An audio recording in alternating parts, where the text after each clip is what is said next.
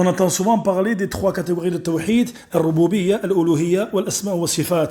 Je vais te citer un verset que tu vas mémoriser qui te permettra de te rappeler de ces trois catégories car elles sont présentes toutes les trois dans ce verset. Et c'est la parole d'Allah Ta'ala dans le verset de Surat Maryam, Rabbus samawati wal ardi wa ma baynahuma fa'budhu wastabir li'ibadatihi hal ta'lamu lahu samiyya. Dans le sens, Seigneur des cieux et de la terre et de ce qu'il y a entre eux, adore-le et fais preuve de patience dans son adoration. Connais-tu quelqu'un qui lui est semblable? La parole d'Allah Ta'ala, Rabbus samawati wal ardi wa ma baynahuma, fait référence à Tawhid al-Rububiyya, l'unicité d'Allah Ta'ala dans sa seigneurie, Seigneur des cieux et de la terre et de ce qu'il y a entre eux. C'est-à-dire qu'Allah Ta'ala est celui qui crée Al-Khaliq, celui qui accorde la subsistance, Al-Raziq, celui qui possède toutes choses, Al-Malik, celui qui gère l'ordre et l'affaire, Al-Mudabbir, celui qui fait vivre et qui fait mourir, Subhanahu wa Ta'ala, Al-Muhyi, Al-Mumit.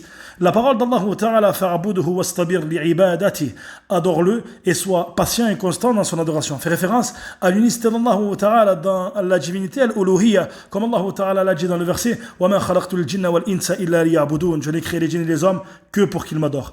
Enfin, la troisième partie, hal ta'lamu lahu samiyya, connais-tu quelqu'un qui lui est semblable, c'est-à-dire qui s'appelle comme il s'appelle lui, subhanahu wa ta'ala, de par le fait qu'Allah Ta'ala est caractérisé par les plus beaux noms et par les attributs les plus parfaits qui conviennent à sa grandeur et à sa majesté, et ceci fait référence à l'unicité d'Allah Ta'ala dans ses noms et ses attributs, Tawhid al-Asma'i wa Sifat.